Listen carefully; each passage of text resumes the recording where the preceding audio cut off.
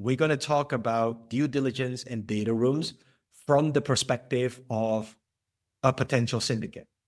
Okay, so when you go from an angel investor doing deals, doing diligence and investing your own capital to running a syndicate and standing by diligence to your investor network, the bar is higher.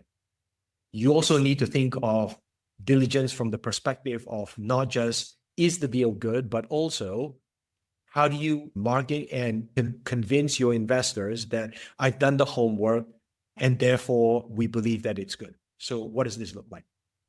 In diligence review, when I work with founders, I like to have a checklist. Why? A checklist gives me control of this process.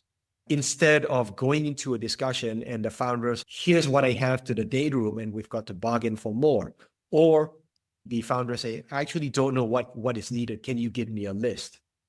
I like to take charge of that process and just say, here are all the things that I need. Give me what you have available and to force them to rise up to your level. Okay, so this is my preference. We ask for documents. Our diligence checklist comprises of 3 buckets. The number 1 is company standing.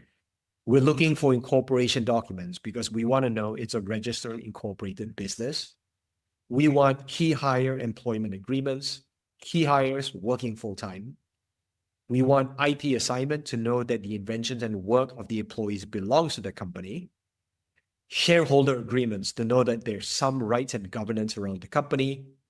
And vesting agreements. If there's equity vesting, firstly, all equity should have a vesting period over a period of years. Is it on an acceptable quantum and what is the time period?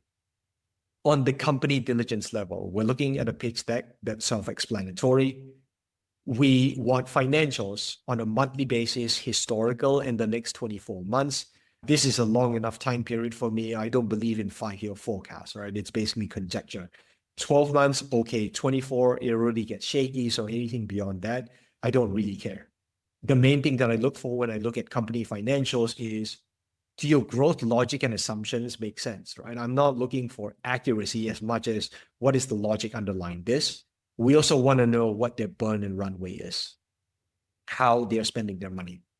For sales, marketing, and go-to-market, how are you marketing and selling your product? Roadmap, 12-month view sufficient for me. We want team structure, who reports to who, what does the organization look like, and where they're planning to hire with the capital. Customer contracts, if they're available, right? Not going to be available for consumer, but in B2B, yes, if at the right stage. This is to help us verify sales and pilots against traction claims. Are we talking about pilot revenue versus ARR? These sorts of questions. And then cap table, I'm a stickler for this. We want fully diluted pro forma cap table. We want to know ownership structure after the current round financings, conversion of all these instruments so that we know what ownership looks like. And then investment documents. Looking at past financings is helpful to confirm against your cap table that you're looking at, making sure that you have the right data, and also the current round instruments. What are the current terms and vehicle of the current investment? Because we don't want there to be any ambiguity whatsoever. Now, when I go through, this is the checklist that I use for my own internal diligence. We don't need to share everything with investors in the deal because it's overkill. There could also be private information, which is not relevant. We don't want that floating around. So the investor data room looks like this. On the company standing information, I'll review this, but I won't share it with investors. We'll just say, hey, it's an actual company. We check the registration. It's a live company. Okay. And all of this stuff, we just check and we warrant. On the company diligence, helpful to have a pitch deck. Financials are good. Go-to-market plan, product roadmap, team structure, all of those are just hygiene factors which you can share with investors.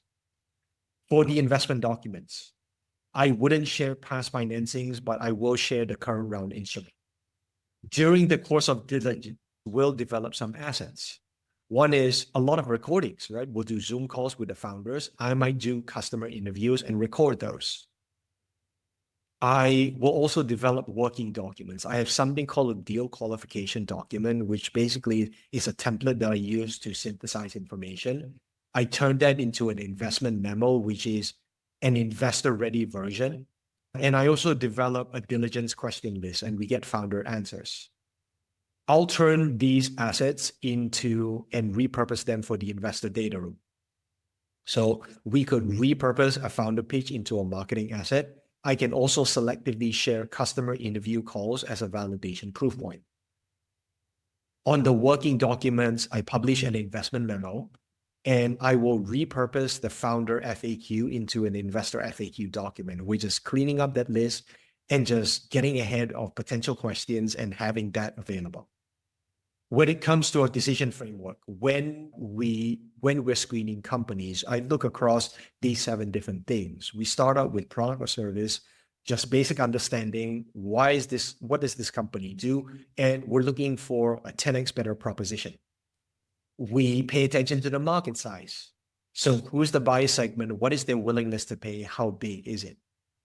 We want to know the economics. What is the value of each sale and what are the profitability of each sale? We want to know about defensibility at scale. What is hard to build about this business? On traction, depending on the business, know your metrics. Is on a consumer business, you'll probably be more focused around lifetime value, customer acquisition costs. Growth is important. Revenue is important, of course. If it's a marketplace business, you want to distinguish between GMV, take rate, and revenue. This is something that founders sometimes obfuscate. We want to know about profitability in terms of margins, and I also like to know capital efficiency. How much are you burning to acquire net new revenue? We're looking at the team in terms of serious, committed founders and also domain expertise. Do they know what they're building for? And then finally, valuation. Is the company fairly priced? So I'll leave you with this. In the slide pack that I will share, you will get my deal qualification framework. This is a template that you can download and use for your own behalf of how, on meeting a company or founder for the first time, how I synthesize information into this, right? So this is a 30-minute exercise after meeting a founder or a startup and getting all my ducks in a row, getting all the information I need before going into full diligence.